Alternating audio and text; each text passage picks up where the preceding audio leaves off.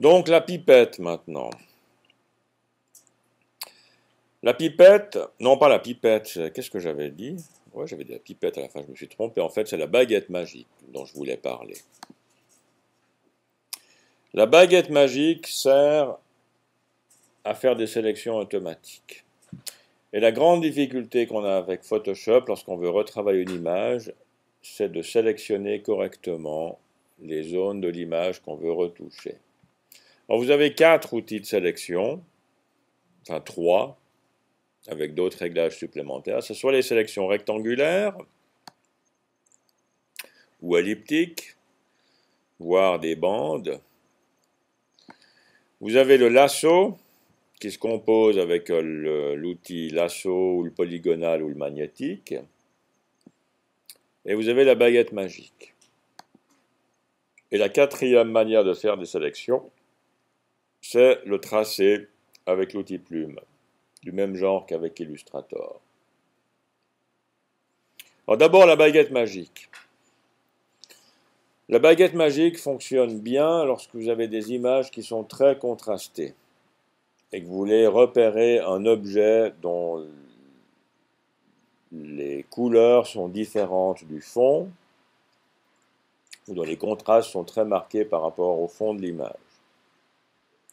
La baguette magique, lorsque vous choisissez un de ces outils, vous avez un bandeau de réglage.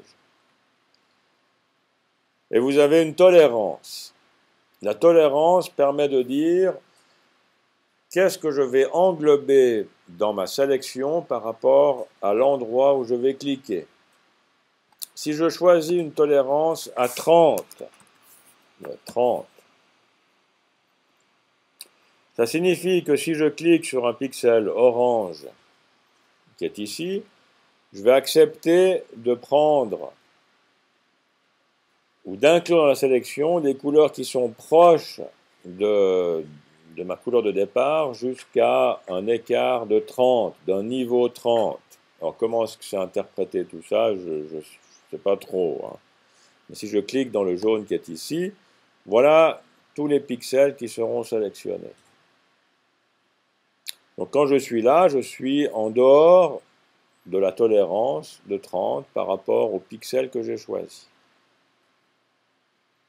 Si j'augmente ma valeur et que je mets 60, que je désélectionne et que je refais ma sélection pratiquement au même endroit que tout à l'heure,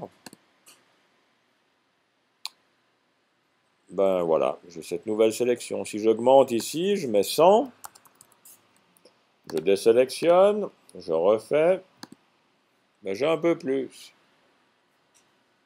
Alors si je veux sélectionner la dune complète, je pourrais me dire, ben j'augmente encore, et puis je mets 150.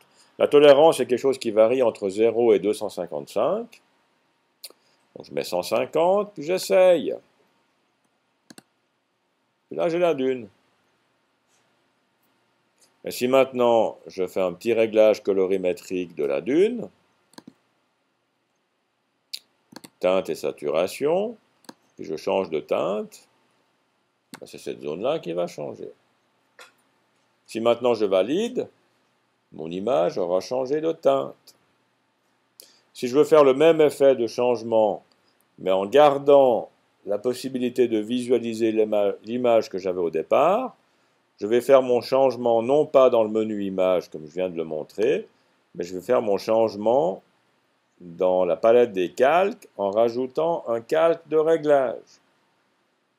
Quand je prends la liste qui est ici, ce que j'ai là, c'est un résumé des fonctions que je peux accrocher à un calque de réglage, mais qui proviennent du menu image sous réglage.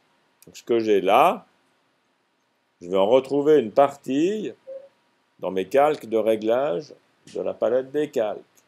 Donc chaque fois qu'on peut utiliser une fonction que l'on trouve dans calque de réglage, comme celle de teinte et saturation par exemple, plutôt que de la choisir ici, ce qui va transformer mon image, je vais la choisir dans le calque de réglage, teinte et saturation.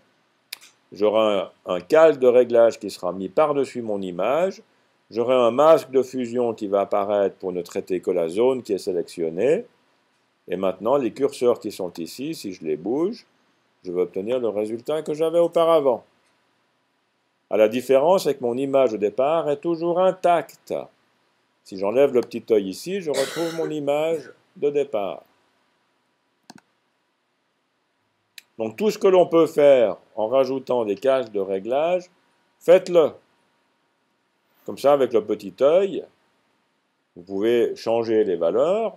En redouble-cliquant là-dessus, vous pouvez retrouver les paramètres qui font partie des réglages et les changer. Alors que si vous le faites dans le menu image, votre image est transformée et au bout d'un certain temps, vous ne pouvez plus revenir en arrière.